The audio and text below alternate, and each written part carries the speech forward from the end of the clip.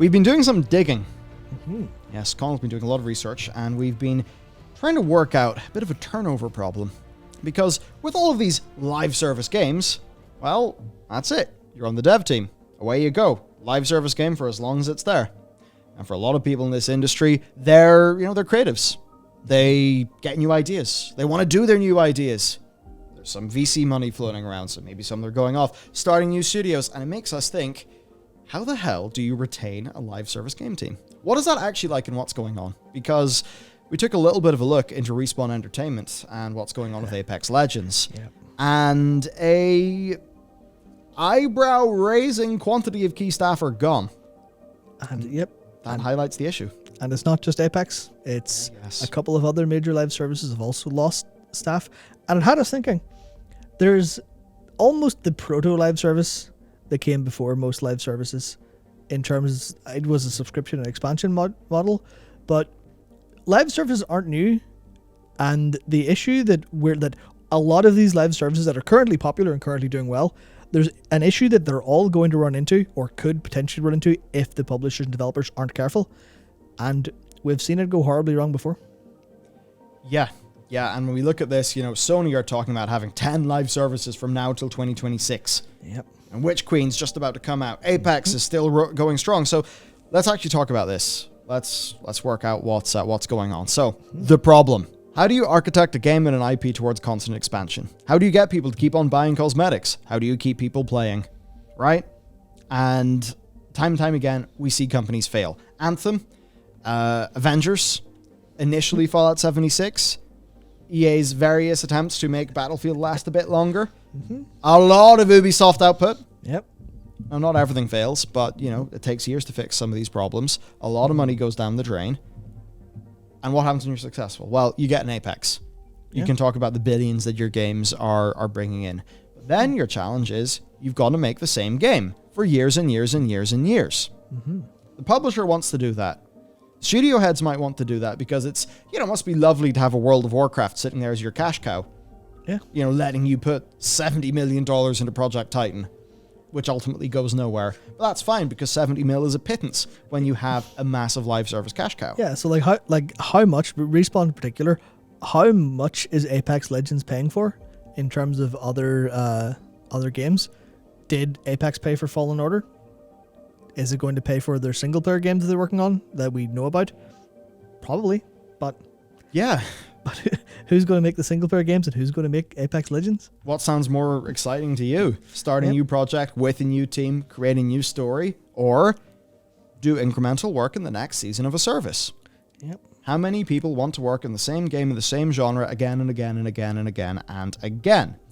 And then also sort of that angle of there's no end point in the horizon. I mean, you can ship a season, you can ship an update or a challenge or an event, but there'll always be the next one. Yeah. And that really changes the dynamic of what it's going to feel like for a developer. And then novelty. You want novelty. Yeah, that's the thing. Yeah, this is all game developers. Obviously, there are ones that are doing more kind of factory line work in terms of asset creation, but even then, creative touches, especially for designers and narrative designers, it's not just make the thing, job's done. You want creativity, you want job satisfaction, you want creative fulfillment, you want to leave your mark on these games because that's what people go into games for. They love the creativeness of the industry, and now especially with game development like bubblings or exploding, ballooning, so Forbidden West taking 5 years. Yeah. How long has someone like Guerrilla been working on Horizon games? When will they go, man, I want to do something in sci-fi? Well, it's TV shows, a lot quicker turnaround. Movies, generally quicker turnaround. Games are behemoth projects And what we've found is a lot of key staff leaving these big games. So let's take a look at the evidence then. So Apex, the game director and Respawn co-founder. Narrative design director and co-founder. Yep, who was also working on a single player game. Apex's design director. Lead concept artist. Designer who worked on most limited time modes of Apex. Lead designers for their Battle Royale maps. For Bungie, design lead, senior gameplay designer, senior writer, another design lead who spent a year at Riot and then returned. Rainbow Six, game director, brand director, creative director, another creative director. And then for some other ones, I mean, two key people left for, two key people of Modern Warfare 2019 have left Activision amidst a whole bunch of turnover. Yeah, I mean, isn't that what happened in Call of Duty with Vince Apella? And yeah. I can never remember the other fellow's name, Jason something. But those two key people left, formed Respawn. Now for something mad. This is crazy. Mm-hmm. This is where it hits home for me a bit more. Yeah. So DICE's head of design publicly left after 2042's release. Okay? Yep. Some of the other stats, though, of DICE's turnover are mind-blowing. So, per Tom Henderson, 58% of 500 staff joined during Battlefield 2042, and 87% joined as recently as Battlefield 1. Yeah, so if Battlefield doesn't feel like Battlefield, it's because there's no Battlefield devs working on it. I mean, if 2042 is supposed to feel a bit more like 4, and what, you're telling me only 13% of that team were there for Battlefield 4? Mm-hmm. How many lessons have been lost? Yeah, all of them, seemingly. Right, you can see the problem, can't you? Yeah. I mean, no wonder. And when we talk about crunch and all that bullshit going on that's not good for the health of the industry, and people just say, oh yeah, well, these developers should man up. Well, ultimately, if it results in something like this happening, which results in, 2042, the games that is almost supposed to be a spiritual successor to 4, the one that came out before this, therefore, only 13% of the people are there. Yeah. Well, no wonder it's bad. So obviously we, the consumers, lose. Yeah, you're going to have the same developer work on it, the same development studio, and you're going to have maybe some like studio leads and the studio heads, some key staff, but you're going to have the people who execute the day-to-day functions, the people who actually make the game in every little and all of the detail, which is the stuff that actually matters. They're just not the same developers. It's the same name, but it's not the same developers. Yeah. It's all in the execution, and the people who are doing the executing are leaving. Yep. Now, for some new studios forming, it's not just these named staff, of course, but just as an example here, Gravity Well are working with a Western publisher on AAA IP, and the job listings point toward it being a multiplayer live service, which, it's the thing nowadays. The director of Sony's XDev followed Gravity Well on Twitter, which maybe would make us think that it's got something to do with, Sony wanting more live games. That's along with another studio, Firewalk, and that's all at the same time that Sony partnered with Deviation Games. Yep. So basically that's COD and Halo devs just getting a whole bunch of money to start studios, and PlayStation just going to work with all of them. Yep. Of the 12 listed staff, 9 are ex-Respawn, and some of those are ex-Infinity Ward. Yep, and I think, I can't remember how many, but at least, I think most of those 9 are not recent Respawn. They list the games as opposed to the studio, and it's Apex and Titanfall 1 and 2. So these are big names and key staff from Respawn who are behind their best work, now working for Gravity Well. For them, it's like, hey, do you want to make another Apex season? Or, well, here's a whole bunch of money. Want to go make a thing? Maybe Sony will take us in. Mm-hmm. I know what's going to work better for a lot of people. This Firework, they're making new IP for PlayStation. Loads of ex-Bungie people there. Yep. Deviation Games are a whole bunch of ex-COD developers, mostly Treyarch, so they're probably working on like a Call of Duty or a Warzone competitor for PlayStation, which would obviously be more relevant in a world where, while they won't do it anytime soon, Xbox could pull the plug on that. Yep. We've got Amazon Games Montreal. That's just full of ex-Ubisoft Montreal staff who went there following the game director of Rainbow Six Siege. Yep. And we even think about Hearthstone. Ben Brode and loads of his team left. I forgot about that entirely. Obviously a bit tricky for Blizzard. Yep. And, we don't know what Kaplan's going to do next, but let's just say Kaplan just appears head of a new studio. A bunch of people have followed him. Oh, and also Overwatch 2's delayed. Interesting. Mm-hmm. That would hurt. Now, to use the impact on existing games, and I think we can use World of Warcraft as our example because, funny enough, Matt, we talk about WoW a lot. Yeah, and everything that we are kind of worried about for all of these games are things we've literally seen happen in World of Warcraft, where it's like you cycle out the developers who made the game. Obviously, new developers are going to come in, and even if they are trained up, even if they are told, listen, this is how we do things here, here's how this, if you want, we're going to pass this torch to you, keep it lit. they're obviously different people and they're different creatives, so they're going to have their own creative mark on it. Yeah, obviously. It's been shit. Basically, the Legion expansion was like a big success, but it benefited from more pre-production and I think just generally more production time because they cut a patch of Warlords of Draenor, and also it still had a bunch of the more tenured, experienced developers there. Now, there's been some stuff trying to blame some of the older developers, and from what I understand, Blizzard generally is kind of a wee bit dysfunctional in how it is structured. But what I can definitely say is that from Battle for Azeroth onward, they have been bad at making decisions, frankly. They have not learned their... Recently, they're showing maybe learning some lessons, but what it took for that was World of Warcraft's name being dragged through the mud, the worst it ever has been in terms of its quality as a video game. For 4 whole years. Basically. Like, that is how much they... I mean, BFA, shat the bed. Shadowlands, shat the bed. Like, it's a complete and total failure. I honestly don't know how the publisher didn't just make heads roll. I mean, ultimately, I kind of do know. Basically, through deeper monetization, they've been able to keep the money being okay. Yeah. Players will tell you that that does not correlate with the game's quality. So that's just a situation where it's like, all those lessons that you have learned, why have they not been applied again? So there's that. But then there's also, the turnover is evidently so high that, the game's being made by different people, and it shows. Yeah. There's times where it doesn't feel really like World of Warcraft. Yeah. Now, some of that's because they went in a crazy new sort of narrative direction with their lore, but ultimately that's just been alienating. Yeah, and the last time World of Warcraft felt like World of Warcraft was during the Handover expansion, which, it is being, exceptionally reductive to highlight this, but you can literally, obviously it's a bit difficult because a lot of what they've given titles to staff has changed, so the credit structure of World of Warcraft has changed. But if you literally, because you can do this in the game client, you look at the credits for each expansion, you can see as big names move away, the game changes ever so subtly and sometimes pretty massively, and you can see it. You see a through line of the names working on, Kata, Bop, Warlords, Legion. So a lot of those were on the first 3 as well. Then you see a bunch of new names in addition to those in Legion.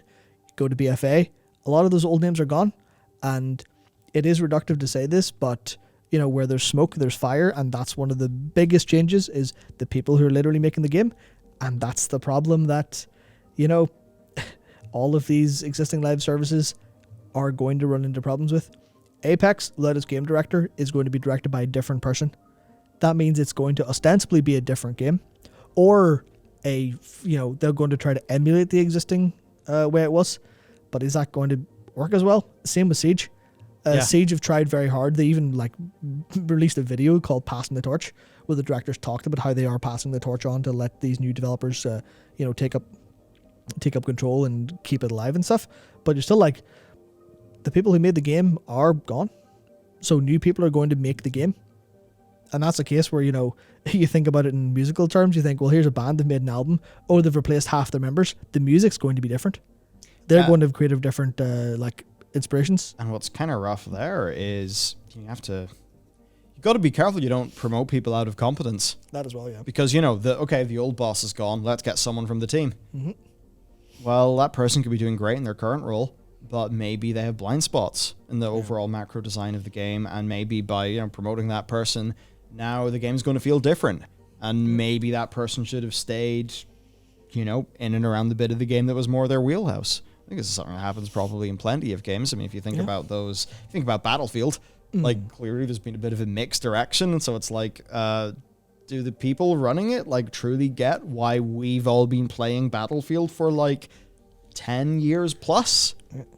More a decent bit more than 10 years for many of us at this stage, unfortunately. It's 2022. Battlefield 2 came out in 2005, Matt. That's only 17 years ago. Yep, and I played Battlefield 2, and that definitely makes me feel a bit weird. Wow. Yeah. So you then look at something different like FF14, where it's just Yoshi B's just said, this is my life's work, so I'm going to do that. And the RuneScape is a funny one, though, because OSRS was born out of a yearning for the way the game used to be. So perhaps one of the ways that they were able to get around this inherent thing of, ship of Theseus, etc., maybe one of the ways they were able to get around that was the fans showed such clear passion for the game as it used to be that perhaps that team got a really great amount of respect for that, and maybe that was able to overcome or at least help them get up to speed with the way the game was really supposed to be. Yeah. In the same way that, Classic WoW probably attracted a bunch of devs who, they weren't there for Classic, but they've been able to make, in a few cases, like the Chromie thingy to harvest up all the world buffs, able to make things that, like, preserve the Classic gameplay experience, don't ruin Classic, but do make it more convenient. Right? Like, they've been able to make those really smart, informed changes that you really have to love Classic to sort of know how to do right. So, like, there are successes and failures, but overall, it's an interesting struggle for the industry, and I think it's one players are just going to feel so much more now that our games aren't a product that a bunch of passionate devs ship. They're something that they ship, and then they have to stay around for a long time. Yeah, I mean, that's the thing. Live services are basically, looking at this as a industry trend and thinking about the individuals involved in making games, I feel like live services as a decade to 20-year long plan are inherently deeply flawed and are incompatible with how games actually are as creative products. There's possibilities for them to work in cases like Destiny's been going a long time, and it's felt very Destiny. It's been getting better. They've lost some key staff, but that's only there's definitely like a lot of staff still there, except for maybe some of them who moved over to Firewalk. We'll have to see how that goes out. But the case where our Respawn still respawn with a bunch of their staff going to Gravity Well, I'd say yes at the minute based on how they're doing things. Well, I think some of it would show that live service games are great for platform holders, they're great for publishers, maybe individual devs, not so great for them. Yep. In which case, that is a new challenge for game studios. How do they manage the business bit with what's going to be creatively satisfying for their staff? I think it's very easy and attractive to draft up a massive plan for, like, this is our franchise, this is our IP, this is how we're going to carry it forward. Yeah. People might be excited, but actually you try to run that for 5 or 6 years, and it's like, okay, well, we've been developing this thing, these characters for such a long time. For some people, it's going to be super deep investment. For others, going to get bored and want to do something else. So I'd even wonder, with, say, an FF14, we're probably not going to find this out because we're not going to have that level of transparency into the inner workings of the team. But I'd love to know, like, how have they been able to, like, what has their retention been like? How have they been able to retain staff? Is it because they've all been part of a great shared comeback story? Hard to know. I mean, look, if WoW's next expansion, 10.0, was to somehow be the start of a tremendous comeback story, I imagine that would be great for employee retention, and therefore great for lesson retention, which is what players want to have happen in a company. Yep, absolutely. So, there you go. We're seeing the second and third order effects of things. And I think the more we think about those, the better, because it's interesting as this industry gets bigger and more complex. Yeah, I mean, there was something that, to finish off, there's something that I think was on the Gravity Well site about getting big and about the size of things. And I do just want to double check, but they said something around being, once a company gets to 100 or more people, big organizations start to move slower. And that's just inevitable. Yeah. So they're going to keep their team size. They're going to, by design, in terms of whatever game they're working on, they're going to ensure they never need more than 80 to 85 people. That's the max they're willing to employ to make sure everyone has their say and has their idea. And I think that's one of the things we've been learning, really. It's that developers aren't resources, they're people. They're creative people. They're artists in whatever way their art takes form. They are artists. And that just means that when you're looking at them as resources, you forget all of the individual elements, all of the individual strength that they can actually bring to bear. And they're not resources. Like, if they're gone, you lose what made your game the game in its first place. So I think that's the real takeaway. I think games are made by people, not by a big stack of resources.